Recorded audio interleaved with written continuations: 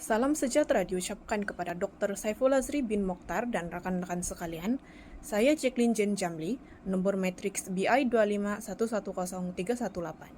Hari ini, kumpulan kami akan membentangkan tentang peranan media dan masyarakat sivil dalam membentuk nilai anti rasuah dalam kursus Integriti dan Anti Rasuah semester 1, Section 3.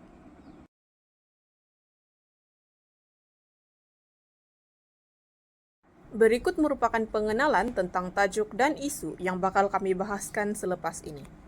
Isu rasuah merupakan suatu cabaran global yang menjejaskan pembangunan, ekonomi, dan kestabilan global. Menurut Indeks Persepsi Rasuah 2024, Malaysia berada di kedudukan ke-57 yang membuktikan bahwa budaya rasuah masih lagi giat diamalkan di negara ini. Ini adalah beberapa takrifan istilah untuk perkataan yang berkait rapat dengan topik yang kami akan bincangkan. Rasuah ditakrifkan sebagai pemberi sogokan atau suapan. Anti rasuah bermaksud usaha menentang dan membanteras rasuah. Media merupakan saluran komunikasi seperti TV, radio, dan akhbar, manakala masyarakat sivil adalah organisasi sukarela yang memperjuangkan kepentingan masyarakat. Rasuah memberi kesan yang negatif kepada pelbagai pihak dan sektor.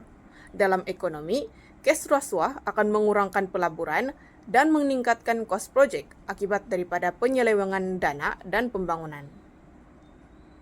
Dalam tadbir urus pula, rasuah akan menyebabkan integriti pentadbiran merosot, mengakibatkan dasar tidak berkesan. Manakala dalam kalangan masyarakat pula, masyarakat akan hilang kepercayaan kepada institusi-institusi yang terlibat dengan rasuah dan amalan nilai moral dalam kalangan masyarakat akan semakin berkurang. Nilai anti rasuah adalah penting karena nilai lain seperti integriti, ketulusan, dan accountability boleh dipupuk. Media dan masyarakat sivil serta kerajaan memainkan peranan yang penting dalam membentuk budaya anti rasuah agar usaha membanteras rasuah menjadi lebih efektif. Salam sejahtera, nama saya Roderick Roja, number metrik BK 2411088. Sekarang kita akan lihat bagaimana media berfungsi sebagai benteng pertahanan kita dalam meningkatkan kesadaran anti rasuah. Secara asasnya, media memainkan dua peranan besar, yaitu sebagai pendidik dan sebagai pengawas tadbir urus. Fokus pertama adalah media sebagai medium pendidikan awam. Tugasnya adalah sangat jelas, yaitu mendidik masyarakat tentang bahaya rasuah dan cara pencegahan. Dalam era digital, media menggunakan strategi digital yang agresif. Mereka bekerjasama dengan SPRM untuk menggunakan media sosial seperti TikTok dan Instagram dan selainnya untuk menyebarkan maklumat melalui infografik dan video. Ini memastikan message sampai dengan cepat dan meluas, terutamanya kepada golongan muda. Dengan Industrial Revolution 4.0, kita juga melihat penggunaan aplikasi dan AI untuk menjadikan pendidikan lebih interaktif. Namun, media juga bertanggung jawab menjaga etika, memastikan semua maklumat adalah sahih dan memerangi berita palsu. Dalam fokus kedua adalah media dan integriti dalam tadbir urus. Media bertindak sebagai watchdog ataupun pengawas utama. Ini adalah fungsi penting untuk memastikan tadbir urus yang bersih dalam sektor awam dan swasta. Tetapi bagaimana? Melalui mekanisme pendedahan, skandal, dan analisis kritikal, tindakan ini secara langsung meningkatkan ketulusan dan accountability pentadbiran. Tanpa media, usaha membenteras rasuah akan lumpuh. Justru, media adalah rakan strategik bagi agensi anti rasuah. Matlamatnya adalah satu, untuk mengukuhkan budaya tadbir urus yang baik dalam negara. Itu saja daripada saya. Terima kasih. Salam sejahtera, nama saya Kampeshi dan nomor metrik saya ialah BN 2511003. Saya akan meneruskan pembentangan ini dengan bahagian saya, iaitu peranan media dalam mencegah rasuah. Peranan pertama dan paling penting kepada media ialah menyebarkan maklumat sahih. Media sosial dan tradisional ini dapat membantu menyampaikan info anti rasuah dengan cepat dan meluas. Sebagai contoh, generasi muda atau golongan yang dapat akses kepada internet boleh dapatkan maklumat atau berita terkini dalam media sosial.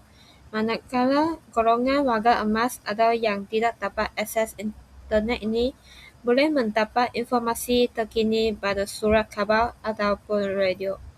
Dengan ini, SPRM telah mengiktirafkan media sebagai rakan strategik SPRM dalam memerangi rasuah.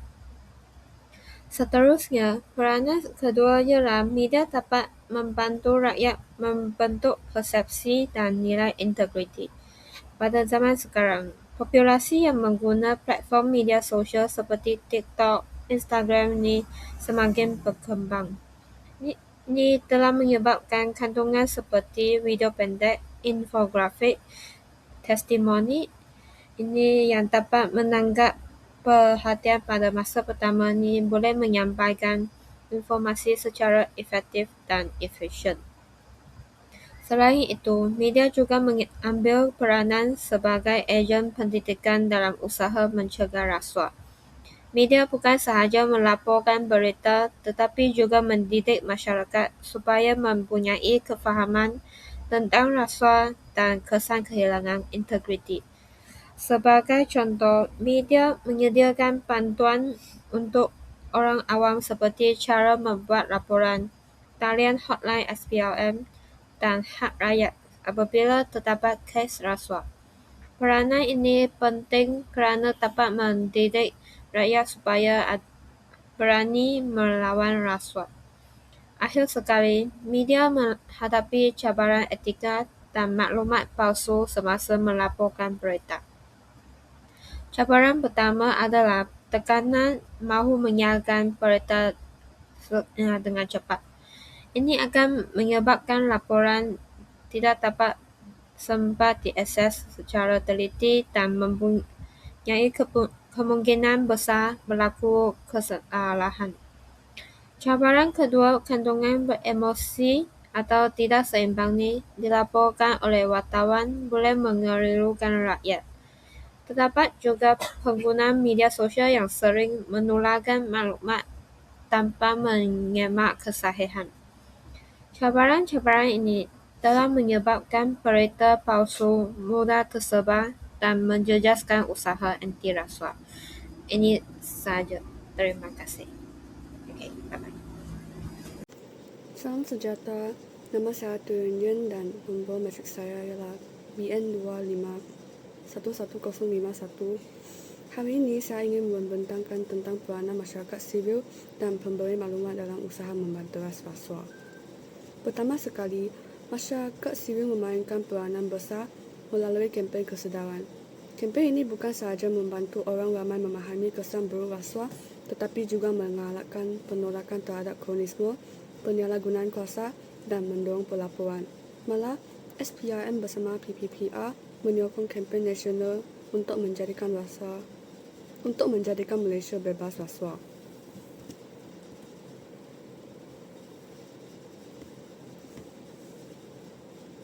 Selain itu, pendidikan anti rasuah perlu dimulakan dari sekolah.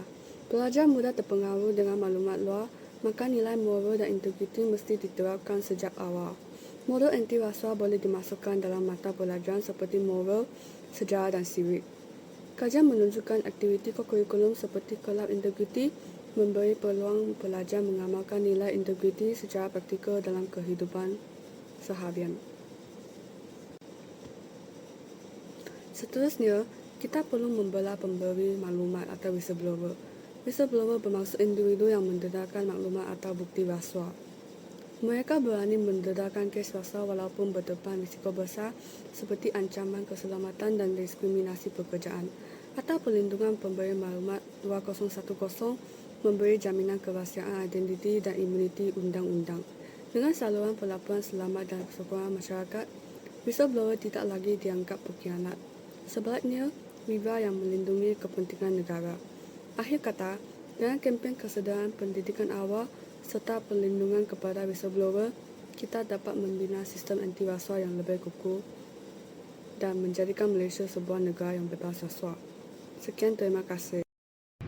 Seterusnya, saya Nur Azrina binti Sahidin memegang nombor matriks BI 25110047. Saya pula akan membentangkan part saya, iaitu peranan masyarakat sivil sebagai penyebar nilai anti rasuah. Seperti yang kita tahu, masyarakat sivil di Malaysia dari pelbagai pihak masing-masing mempunyai peranan yang penting untuk menghentikan peningkatan kegiatan rasuah yang ada dalam negara. Kerjasama setiap masyarakat sivil dalam mencegah kegiatan rasuah di Malaysia daripada berleluasa sungguh penting. Bak kata pepatah, bersatu kita teguh, bercerai kita roboh. Oleh itu, terdapat peranan dari pelbagai pihak seperti pertubuhan bukan kerajaan dan komuniti lain yang terdiri daripada orang awam dan penjawat awam untuk membanteras kegiatan rasuah. Peranan pertubuhan bukan kerajaan, iaitu NGO. Suruhan Pencegahan Rasuah Malaysia (SPRM) sangat mengalu-alukan pertubuhan bukan kerajaan untuk terlibat dalam mencegah gejala rasuah. Sebagai contoh, Malaysia Corruption Watch (MCW) merupakan salah satu pertubuhan bukan kerajaan yang telah membantu SPRM dan kerajaan untuk menurunkan statistik dan kadar jenayah rasuah yang berlaku di Malaysia. Keterbukaan dan tanggungjawab membanteras rasuah bukanlah usaha eksklusif SPM semata-mata. Semua pihak, terutamanya penglibatan NGO, jika bergabung dengan kerajaan SPM, akan menjadi lebih kuat kerana peranan masing-masing sangat berpengaruh besar dalam memastikan jenayah rasuah dan salah guna kuasa dapat diatasi sehingga ke peringkat akar umbi. Jelaslah bahawa pertubuhan bukan kerajaan juga penting demi mengurangkan kegiatan jenayah rasuah di Malaysia agar imej negara tidak terjejas. Selain itu, sumbangan komuniti dalam mencegah rasuah. Setiap komuniti dalam masyarakat Malaysia, tidak kira umur, pangkat, bangsa yang berlainan, semua memainkan peranan yang penting dalam mencegah rasuah daripada berleluasa. Oleh itu, orang awam perlulah melaporkan sebarang aktiviti rasuah dan maklumat berkaitan hendaklah di bawah bidang kuasa SPRM. Setiap orang awam wajib melaporkan kegiatan rasuah seperti yang dinyatakan dalam Akta SPRM pada tahun 2009. Orang awam yang berniat untuk melaporkan aduan bolehlah mengumpulkan maklumat yang lengkap seperti masa, lokasi dan sebab kesalahan tersebut dilakukan, serta sesiapa sahaja yang terlibat dan boleh membantu penyiasatan agar pihak SPRM boleh bertindak dengan cepat dan lancar. Orang awam yang telah membuat aduan rasuah tidak perlu risau kerana mereka dilindungi sepenuhnya mengikut Akta SPRM 2009 dan Akta Perlindungan Pemberi Maklumat pada tahun 2010. Orang awam hendaklah berani untuk melaporkan dan membuat aduan rasuah agar segala birokrasi, ketidakadilan dan kesan buruk yang boleh mempengaruhi negara dan masyarakat dapat dibendung. Sehubungan dengan itu, penjawat awam juga mestilah membuat aduan atau laporan jika berlaku sesuatu kegiatan rasuah yang mencurigakan dalam organisasi mereka. Sebagai contoh, daripada tahun 2012 hingga tahun 2023, seramai 514 bilangan penjawat awam telah mendapat ganjaran yang bermula daripada RM 1 juta kerana berani membuat aduan rasuah yang membawa kepada kes sabitan. Oleh itu, jumlah ganjaran yang penjawat awam akan terima adalah sama seperti nilai suapan yang dihulurkan kerana mereka berani melaporkan aduan rasuah. Jika penjawat awam itu ditawarkan RM100, maka kerajaan akan memberikan RM100 kepada mereka juga, tidak kira jika suapan tersebut mencecah juta. Jelaslah bahawa penjawat awam perlulah mempunyai nilai integriti dan sikap tanggungjawab yang tinggi agar bebas daripada jenayah rasuah yang sudah jelas berbahaya untuk masa hadapan negara, kerana mereka merupakan salah satu harapan dalam pembangunan negara Malaysia. Kesimpulannya, setiap rakyat Malaysia perlulah bersatu mencegah rasuah dalam negara dengan menghayati rukun negara. Seterusnya adalah kerjasama media dan masyarakat sipil dalam membentuk budaya integriti. Mengapa budaya integriti ini penting dan harus diamalkan dalam kalangan pemimpin dan masyarakat? Integriti menjadi asas kepada tadbir urus sesebuah negara. Integriti yang tinggi dalam kalangan pemimpin dan penjawat awam boleh menjadi sistem pentadbiran berjalan secara tulus, adil, dan bebas daripada penyalahgunaan kuasa, serta membantu membina keyakinan rakyat terhadap institusi kerajaan. Seterusnya adalah menstabilkan sistem pemerintahan. Negara yang mengekalkan integriti tinggi kurang terdedah kepada skandal, ketidakstabilan politik, dan konflik dalaman. Berikut merupakan beberapa contoh dan kesan kerjasama media dan masyarakat sivil dalam membentuk budaya integriti. Yang pertama adalah gabungan kepakaran teknikal dan capaian awam. NGO mempunyai data dan kajian mendalam. Media mempunyai platform untuk menyebarkan maklumat. Sinergi ini membolehkan pendedahan maklumat yang lebih luas dan berkesan. Yang kedua adalah memupuk masyarakat yang cakna integriti. Kolaborasi ini membuka ruang untuk pendidikan sivik yang akan mengukuhkan nilai kejujuran dan tanggung jawab. Ketiga adalah mengukuhkan budaya accountability.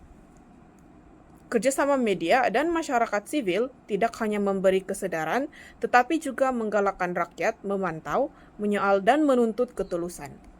Terakhir, pihak media dan masyarakat sivil menjadi penggerak dasar melalui tekanan awam. Apabila media menyiarkan laporan NGO, tekanan sosial meningkat dan kerajaan perlu memperkenalkan reformasi. Berikut merupakan kesimpulan daripada pembentangan kami tadi. Rasuah tidak dapat dibanteras secara segera, tetapi memerlukan pembinaan budaya integriti, ketulusan, dan accountability dalam seluruh masyarakat. Media memainkan peranan penting melalui penyebaran maklumat sahih, tekanan kepada pihak berkuasa, pendedahan penyelewengan, dan pendidikan awam. Gabungan media tradisional dan digital memastikan mesej anti rasuah sampai kepada semua lapisan masyarakat dengan lebih cepat dan berkesan.